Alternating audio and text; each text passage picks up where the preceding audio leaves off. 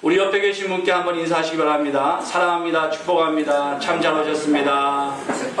자리에 앉으시면서 우리 말씀을 함께 찾아서 보겠습니다. 오늘 주시는 말씀은 누가복음 17장 11절로부터 16절까지의 말씀입니다. 제가 가진 성경은 124페이지 누가복음 17장입니다. 누가복음 17장 11절부터 같이 보겠습니다. 16절까지 봅니다. 예수께서 예루살렘으로 가실 때 사마리아와 갈릴리 사이로 지나가시다가 한 마을에 들어가시니 나병 환자 10명이 예수를 만나 멀리 서서 소리를 높여 이르되 예수 선생님이여 우리를 불쌍히 여기소서 하거늘 보시고 이르시되 가서 제사장들에게 너희 몸을 보이라 하셨더니 그들이 가다가 깨끗함을 받은지라. 그 중에 한 사람이 자기가 나은 것을 보고 큰 소리로 하나님께 영광을 돌리며 돌아와 예수의 발 아래에 엎드려 감사하니 그는 사마리아 사람이라. 거기까지 봅니다. 지난주에 주간에 제가 수요일날 어느 교회에 선교사님이 오신다는 소식을 듣고 저희 수요 사역에 나오시는 반주해 주시는 그 교회 사모님의 초청을 몇 번을 받았는데 제가 몇 번 못 가다가 그날은 이상하게 집으로 돌아가는 길에 자꾸 이 운전대가 그쪽으로 자꾸 가는 거예요. 가다가 돌다가 또 가다가 돌다가 그러다 결국에는 조금 늦게 도착을 했습니다. 터키 선교사님이 오셔서 이제 터키 사역을 보고하시는 가운데 불과 한 1시간 같이 예배를 드리면서 제가 참 너무 은혜를 받고 그래서 마음속 깊이 눈물을 퍼올리는 어떤 그 은혜를 경험을 했습니다. 그렇게 돌아가는 집에 돌아가는 길에 제가 생각해 보면서 처음 뵙는 분이고 그리고 또 만난 지 얼마 되지도 않는데 참 이런 교감이 이루어진다는 것이 어디에서 오는 것일까 생각해 보면서 그분께서 그런 말씀을 하셨어요. 터키에서 사역하면서 본인이 잊지 못하는 한 가지 추억이 있었다는 거예요. 그분은 깡촌 시골에서 사시는 분인데 시골에 선교를 이제 서울에서 오신 거예요. 한국은 선교를 다른 나라도 가지만 이 촌에도 이제 갑니다. 그래서 서울에서 사람들이 내려왔다고 하니까 이 촌 아이들이 고무신으로 배 만들어서 놀는 이 아이들이 너무너무 기대하고 이분들이 오시니까 너무 반가운 거예요. 도대체 서울 사람들 어떻게 생겼을까? 그래서 시작된 여름 성경학교가 끝나고 돌아가는 길에 이 선생님이 이 진생수, 이름이 생수세요. 진생수 선교사님의 어린 때 그 어린아이 손을 꼭 잡고 기도를 하시면서 눈물을 흘리셨다는 거예요. 그 눈물이 손에 떨어지면서 자기가 너무나 감동을 받고 나를 사랑하는 사람이 있다는 그것 때문에 그때 자기가 예수님을 영접했다는 것입니다. 그 어린 소년에게 서울에서 찾아온 한 분이 흘렸던 눈물은 터키를 사역하는 내내 앞으로의 삶에도 전혀 잊어버릴 수 없는 계속해서 어려울 때마다 생각나는 눈물이었다는 것을 들으면서 저도 어렸을 때 제가 지난번에도 말씀드렸지만은 이제 기도원에 가서 기도할 때 예수님께서 십자가를 보여주시고 저를 위해서 피를 흘려주셨다는 그 기억 때문에 계속 어려운 가운데도 이겨나가고 살았던 것입니다. 제가 국민학교 2학년 때 승혜련 담임선생님이 계셨어요. 그 선생님께서는 늘 가면 이렇게 안아주시더라고요. 그래서 참 저희 가정은 부모님이 너무 양쪽에 일을 다니시고 바쁘셔서 집에 혼자 있는 적이 많았거든요. 그런데 그 따뜻한 품이 지금도 생각나고 기억나는 것처럼 아마 선교사님도 그렇게 눈물을 흘려주신 그 한 선생님으로 인하여서 참 사랑을 느낀 것 같다는 생각이 들면서 우리가 가진 공감대가 있구나 하는 생각을 했습니다. 터키를 선교하시면서 계속 다니시면서 이제 일어났던 사역들을 이제 말씀하시는 거예요. 그런데 터키 사람들은 사람들이 오면은 그 사람들의 습성에는 자기 집에 천사들이 온 거라고 생각을 하고 그렇게 환대를 한다고 해요. 사실 지금 테러를 일으키는 그런 사람들은 모든 사람들, 이스라엘 국가에 있는 사람들의 극소수라고 합니다. 그 사람들의 성품은 사실은 이렇게 따뜻하다고 그래요. 그리고 외롭다 그래요. 소외를 당한다 그래요. 왜냐하면 종교적으로 그 사람들은 지금 있는 자기의 처지가 알라가 준 운명이라는 생각을 한다는 거예요. 그 운명으로 살아갈 수밖에 없다는 것이라는 것입니다. 고쳐질 수도 없고 고칠 수도 없는 운명을 받아들이고 살아가야 된다. 그게 교육되어 있기 때문에 자기가 어떻게 노력해서 되지 않는다는 포기를 하고 살아간다는, 그들에게 가서 복음을 전하고 예수를 전할 때 그들이 너무나 기뻐하는 사람들이 너무나 많다는 것입니다. 우리가 생각보다. 그런데 한 가지는 가정에서 예수님을 믿고 교회를 다니게 되면 호적에서 이제 완전히 이름이 없어지는, 그리고 그 사회에서 이제 고통을 당하는 그러한 입장에 빠질 수 있기 때문에 그 사람들이 그걸 결단하는 게 힘들 뿐이지, 그렇게 사랑을 받고 하나님께서 주시는 복음을 듣는 데는 많이 열려 있다는 것입니다. 제가 오늘 이 말씀 중에 가만히 살펴보면서 여기에 동선이 있는 것을 볼 수가 있습니다. 이 동선이란 선교할 때나 신앙생활 할 때 우리가 믿음은 무엇입니까? 믿음은 움직이고 행하는 것이잖아요. 삶에 적용이 되는 것입니다. 믿음은 어떤 추상적인 사상이 아니라 우리의 삶을 변화시키는 하나님께서 주시는 동기부여가 새롭게 되는, 삶이 변화되는 전환점이 어디서 옵니까? 예수님을 믿는 데서부터 온다는 것이죠. 그 믿음의 동선이 바로 선교의 현장에 나타나는 것이고, 또한 믿음의 동선이, 움직임들이 우리의 삶에 나타나는 것이 뭡니까? 바로 은혜라고 우리는 얘기하는 것입니다. 은혜는 믿음으로 말미암아 하나님이 역사하셔서 우리의 삶이 변화가 일어나는 것이죠. 여기에 지금 한 사람을 소개합니다. 그는 사마리아인이라 라고 소개가 됩니다. 사마리아 사람 한 사람이 소개되는 가운데 지금 우리가 추적해 볼 수 있는 그 사람의 동선이 나오는 것을 볼 수가 있습니다. 우리가 17장 21절 말씀부터 보시면, 그가 맨 처음에 예수님이 지나가시는 것을 보았다. 11절 말씀 말미에 이렇게 나옵니다. 예수님이 지나가십니다. 여러분, 예수님께서 지나가시는데 그냥 지나쳐버리는, 기회를 잃어버리는 그러한 일이 없기를 바랍니다. 예수님께서는 시간마다 순간마다 지나가십니다. 우리를 같이 돌보시고 우리와 함께 하시기 위해서 지금 어디를 찾아오십니까? 예수님이 그 사마리아 땅에 찾아오셨다는 것입니다. 우리의 땅은 어떤 땅입니까? 사실상 우리의 마음도 어떤 면에서는 사마리아가 될 수 있다는 것을 생각할 수가 있다는 것이죠. 사마리아는 어떤 땅입니까? 북남 이스라엘이 분열되었을 때 북왕국 이스라엘을 이제 정복한 아시리아라는 나라가, 아슈르, 성경에는 그렇게 나와 있죠. 이제 북에 있는 이스라엘 사람들과 자기의 백성들을 혼혈을 시켜버려서 문화를 하나로 만들어버립니다. 자기 백성을 만들기 위해서, 마치 일본에서 창씨개명하는 것처럼 이렇게 하나를 만들어버립니다. 그래서 다니엘 이름, 사드락과 아벳과 그런 이름들이 나오는 것이 아수르 또는 바벨론의 그런 문화를 집어넣은 것입니다. 그래서 말살시키는 것입니다.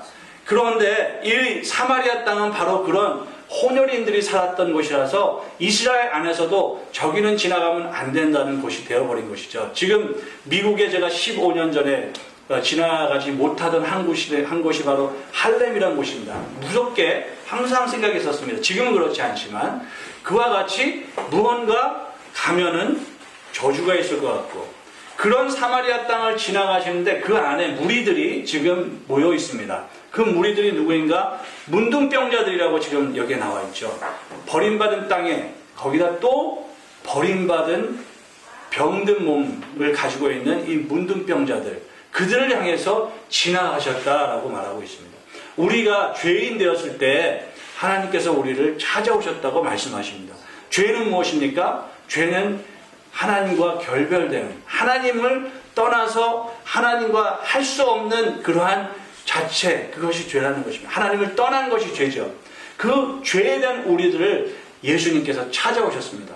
그리고 우리에게 지나가신다는 것입니다. 그 지나가는 예수님 앞에 이 10명이 동일하게 무엇이라고 합니까? 그 다음에는 부르짖습니다. 부르짖으면서 나아가는 동선을 볼 수가 있습니다. 우리가 예수님을 믿는다는 것은 내 자신의 모든 상황 안에서 주님을 영접하기를 기뻐하고 소원하는 일인 줄 믿습니다. 주님, 나에게 찾아와 주신 주님을 반기는 것입니다. 부르짖는 것입니다. 주님 앞에 나아가는 것입니다. 그렇게 부르짖을 때 뭐라고 내용을 얘기합니까? 불쌍히 여기소서, 어떤 사람이 이런 부르짖음을 부르짖을 수가 있습니까? 자기의 그 연약함, 무능함, 무지함, 죄됨을 아는 사람만이 부르짖을 수가 있다는 것이죠. 그런데 우리는 어떤 상황입니까? 부르짖는 이유, 그것은 무엇입니까? 내 자신의 존재보다는 내가 가진 형편이 어려워서, 내가 가진 질병 때문에, 내가 가진 어떤 이상한 관계 문제 때문에 부르짖는 것이 있다면 그것도 물론 필요에 따라서 부르짖을 수가 있지만, 그러나 그 필요만 해결되면 그것이 더 이상 기도가 되지 않는다면 그것은 잘못된 것이라는 거죠. 우리 존재 자체는 하나님 앞에 부르짖는 존재가 되어야 된다는 것을 보여주고 계십니다. 하나님 앞에 부르짖을 수밖에 없는 것은 왜요? 우리가 죄인이기 때문에 그렇다는 거예요. 우리는 죄인 되었기 때문에, 우리 죄인된 우리의 죄를 예수님께서 십자가에서 구속하여 주신 그 사랑으로 우리가 구원받았기 때문에 우리는 날마다 주님 앞에 부르짖을 때 감사의 기도로 부르짖어야 줄 믿습니다. 또한 하나님 앞에 소망을 가지고 부르짖어야 된다는 것입니다. 우리의 그 형편에 낙심할 것이 아니라, 좌절할 것이 아니라, 다른 사람을 원망할 것이 아니라, 지나가시는 주님, 우리와 늘 함께 하시는 주님 앞에 부르짖어야 된다는 것을 지금 보여주고 있다는 것이죠. 부르짖는 여러분 되시기를 주님으로 축복합니다. 그렇게 부르짖을 때 예수님께서 어떻게 하셨습니까? 그들을 보셨다고 합니다. 믿음을 주님은 보신다는 것이죠. 믿음을 가진 사람들의 마음을 주님께서는 살펴보시는 것입니다. 이 10사람의 문둥병을 주님께서는 보셨습니다. 그래서 이 동선의 연결이 어떻게 됩니까? 지나가시더라, 부르짖더라, 예수님이 보시더라 하는 것입니다. 계속 이어서 이제 가라 말씀하십니다. 예수님께서 말씀하시는 것은 순종해야 되는 말씀입니다. 내가 지금 있는 형편에서 머물러 있지 말고 내 말을 따라서 나아가라. 명령하실 때 나아가는 여러분들이 축복합니다. 그것은 여러분들의 기도 가운데서 하나님이 섬세하게 주시는 말씀입니다. 상황마다, 여러분들이 어려움마다 여러분들이 주님 앞에 나갈 수 있는 길이 있다면 주님은 여러분을 만나 주신다는 것이죠. 그리고 말씀하신다는 것이죠. 그 말씀을 들어야 됩니다. 그것이 믿음입니다. 믿음은 들음에서 난다고 하셨잖아요. 그 들음은 어떻게 말씀을 듣습니까? 기도 가운데 듣는 겁니다. 기도는 주문이 아닙니다.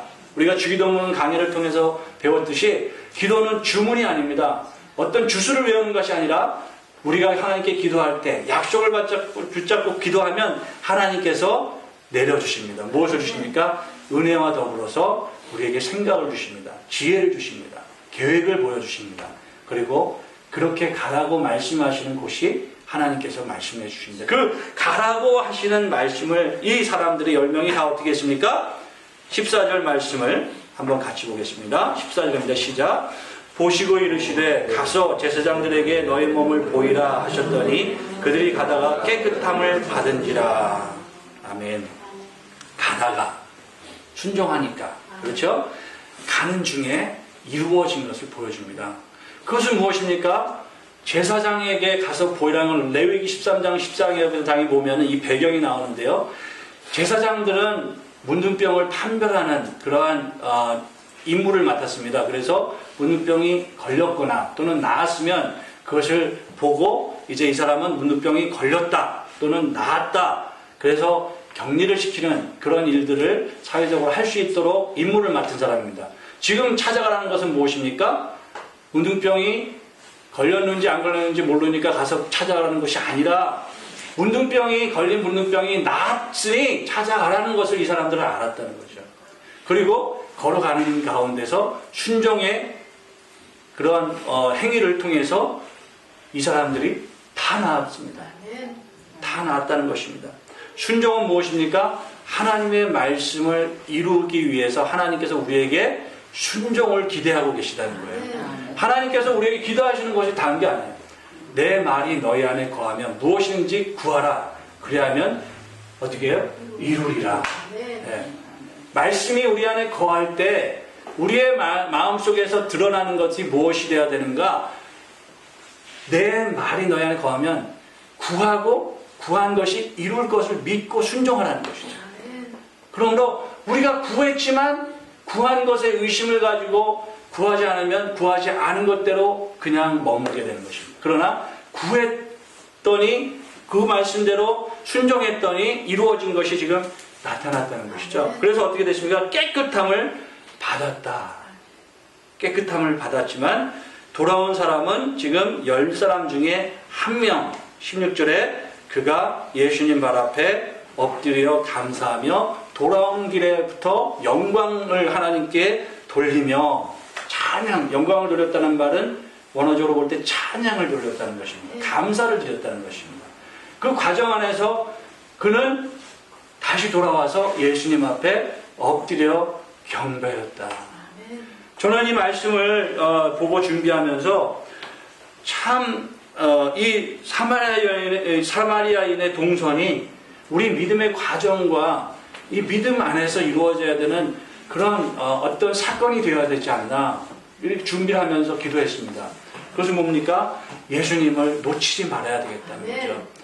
순간순간마다 나에게 하나님께서 성령으로 깨우치시는 그런 상황과 현장 안에서 예수님께서 움직이고 계시다는 것을 내가 보고 기다리고 기도하고 붙잡아야 되겠다는 것입니다. 그때는 때로는 내 마음에 어려움이 있을 때도 있고 내 마음에 고난이 있고 기쁠 때도 있지만 그 모든 상황 안에서 저희가 드린 찬양같이 길가에 핀 꽃만 보는 것이 아니라 그 가시마저도 보면서 의미를 깨닫고 감사하는 감사가 있으면 좋겠다 하는 기도가 생겼습니다. 그리고 이 사마리아인이 돌아오면서 영광을 하나님께 돌렸다는 거죠. 내가 한 것은 아무것도 없습니다. 하나님이 하신 일입니다. 라는 것이죠. 하나님이 나의 생명의 주관자가 되십니다. 하나님이 나의 목자가 되십니다. 여호와께서 나의 목자가 되시니 내가 부족함이 없습니다. 그는 분명히 필요로 시작한 기도였습니다. 필요로 시작한 그런 간절한 만남에 대한 그런 부르짖음이었습니다. 그런데 필요해서 지금 예수님 앞에 엎드린 것은 더 이상 아니라 풍요해서 엎드린 것이죠. 이는 예수님 한 분만으로 너무 풍요한 것입니다.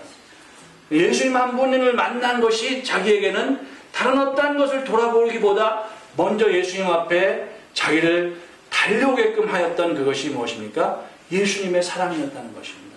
여러분, 예수님 앞에 우리가 예배하고 찬양할 때 여러분 달려와서 예배드리기 원합니다. 예수님 한 분 때문에 예수님이 나에게 주인이 되시고 선한 목자가 되시는 주님은 영원토록 변치 아니하시는 신실하신 주님이시기 때문에 우리는 달려올수록 주님께서 우리에게 놀라운 풍요의 주님이 되신다는 것을 발견할 수밖에 없다는 것입니다. 이렇게 필요해서 시작했지만 풍요로 엎드리는 이 예배가 되는 것입니다.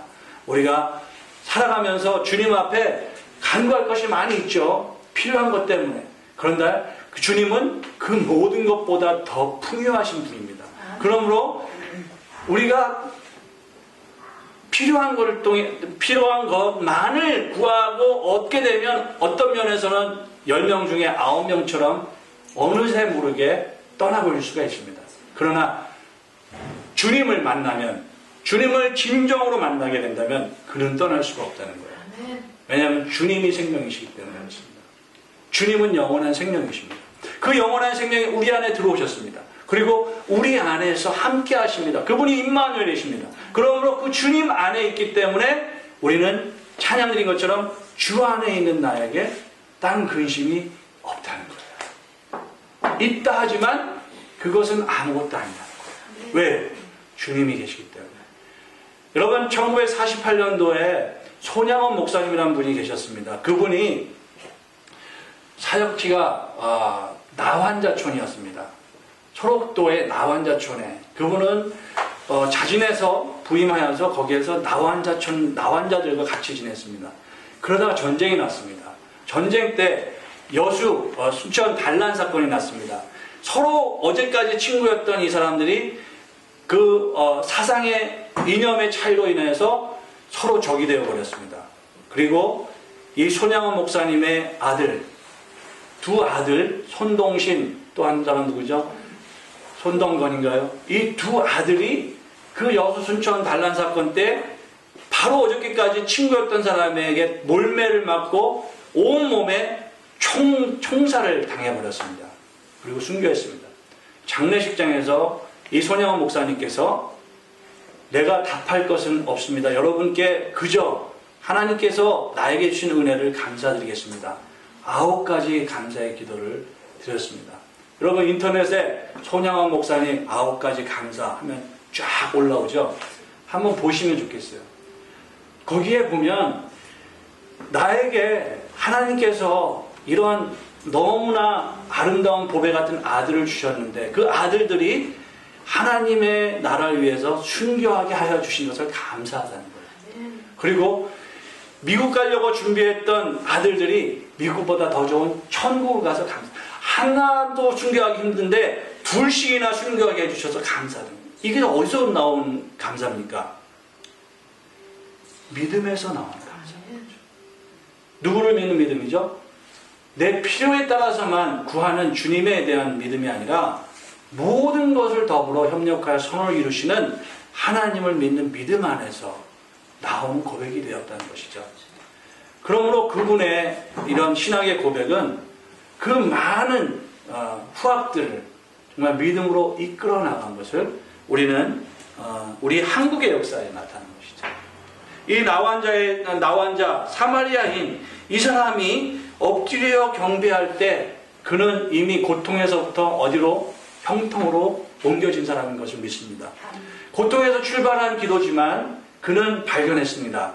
하나님께서 내 문둥병만 고쳐주는 분이 아니라 나를 영원한 세계에 하나님의 나라에 이끌어주시는 분이라는 형통 속에 살아갈 수 있는 기쁨이 있었다는 거죠.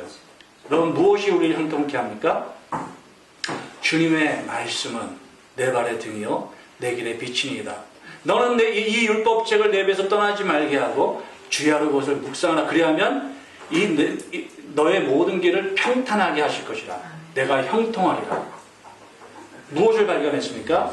이 사람은 이제 주님 곁으로 날마다 가겠다는 거죠. 내가 주님과 함께 살아가겠다는 것입니다. 이 고통에서 형통으로 옮겨진 비밀을 여러분들이 발견하시고 형통을 누리시길 축복합니다. 고통스럽습니다. 인생은 누구나 고통스럽습니다. 빌 게이트도 고통스러워요. 고통이 없는 인생은 없습니다. 여러분 그 고통을 자꾸 밀어내려고 하지 말고 고통 안에서 형통의 길을 보기를 원한다는 것이죠.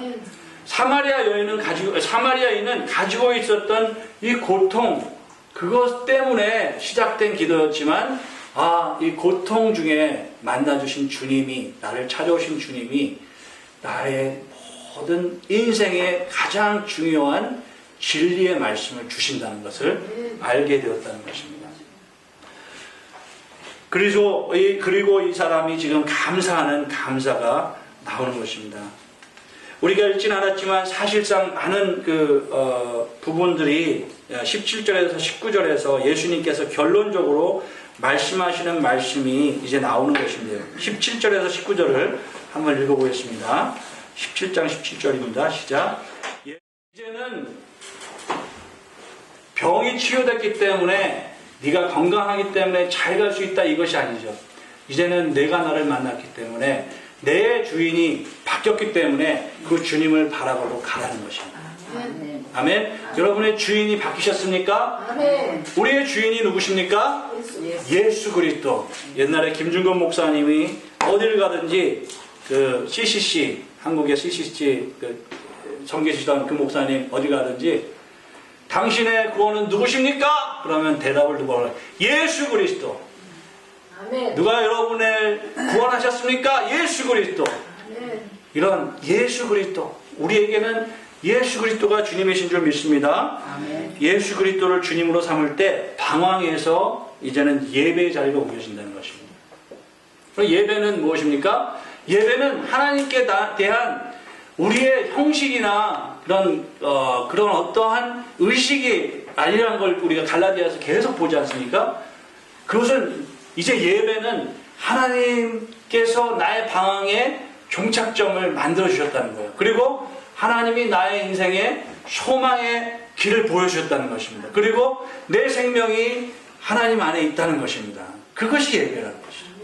그렇기 때문에 영적인 사한 제사라는 십자가 밑에 우리가 나아갈 길을 주셨다는 것입니다. 십자가는 죽음이지만 그 죽음을 넘어선 부활을 소망할 수밖에 없는 존재가 되었다는 것입니다. 그것이 예배라는 것입니다. 그래서 예배는 너무 귀한 거죠. 우리가 예배를 놓치면 안 되는 것입니다. 예배의 삶을 살아갈 수 있도록 이제는 하나님께서 우리에게 이 말씀을 주시면서 주님께서 사마리아인에게 주셨던 동일한 말씀으로 가라고 하시는 것입니다. 어디를 가든지 예배자로 살아가는 것입니다. 무엇을 하든지 하나님 앞에 감사하며 살아가는 것입니다. 그리고 예수님께서 보여주신 동선을 따라서 가다 보니 이 사람이 그 예수님의 놀라운 능력뿐만 아니라 예수님을 만났다는 것이죠. 알렉산더 대왕이 살았던 당시에 이제 그때 살았던 어떤 한 사람 디오게네스라는 사람에 대한 일화를 잠깐 소개를 합니다. 디오게네스라는 사람을 찾아가서 알렉산더 대왕이 아끼는 사람이겠죠. 그래서 내가 무엇을 원하느냐 이렇게 질문했습니다. 원하는 모든 것을 무엇인지 해결해 줄게. 그러자 디오게네스가 당신 그림자 때문에 햇빛을 받을 수 없으니 자리를 비켜주는 게 내가 바라는 모든 것입니다. 얼마나 괘씸해요. 예. 근데 어떻게 얘기하냐면 지금 당신 때문에 내가 햇빛이 가려서 안 되겠습니다. 좀 비켜주세요. 이 말이거든요. 디오게네스에게 자기 후학을 가르칠 수 있는 대학이나 노후를 편안하게 지낼 집이나 돈을 바라는 것이 아니라 햇빛을 가리지 말라고 하는 그 의미는 절대적인 하나님의 능력을 내가 따라가겠다는 그런 말씀이죠. 햇빛이 절대적인 것이었다는 거죠. 그에게는 알렉산더가 아니라 알렉산더가 줄 수 없는 그 모든 것을 창조하신 그 창조자 하나님이 나에게 모든 것이 되고 나의 모든 것을 필요를 채워주신다는 것이죠.